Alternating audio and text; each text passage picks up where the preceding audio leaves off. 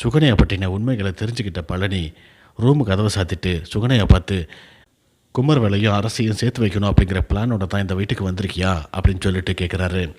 ஏன் உனக்கு அந்த மீனா சொன்னாலா அப்படின்னு சொல்லிட்டு சுகன்யா கேட்குறாங்க. இந்த வீட்டில் நிம்மதி இல்லாமல் ஆக்கணும் அப்படிங்கிறதுக்காகத்தான் எங்கள் அண்ணன் சொல்லி கொடுத்து உன்னை இந்த வீட்டுக்கு அனுப்பி வச்சானா அப்படின்ட்டு பழனி கேட்குறாரு.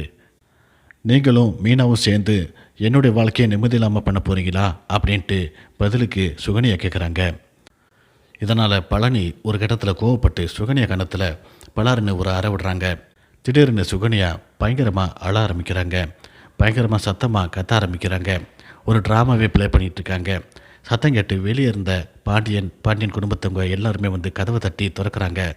என்னாச்சு என்னாச்சு அப்படின்னு சொல்லிட்டு பதட்டமாக கேட்குறாங்க.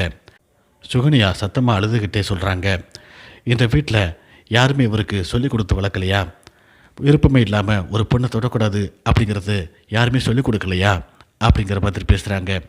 இதை கேட்டு பழனி அதிர்ச்சியாக நிற்கிறாரு. பாண்டியனை பார்த்து பழனி சொல்கிறாரு, மச்சான் நான் எதுவும் செய்யலை அப்படிங்கிற மாதிரி சொல்ல ஆரம்பிக்கிறாரு. ஆனால் பாண்டியன் எதையுமே காதில் வாங்கிக்க தயாராக இல்லை. நீ எதையும் சொல்ல வேண்டாம், இவ்வளோ கேவலமாக நடந்துக்குவாங்க அப்படின்னு சொல்லிட்டு டென்ஷனாக வெளியில் போகிறாரு. பழனி எதுவுமே பேசாமல் அமைதியாக அப்படியே நிற்கிறாரு. இதோட இந்த பிரமோ முடியுது.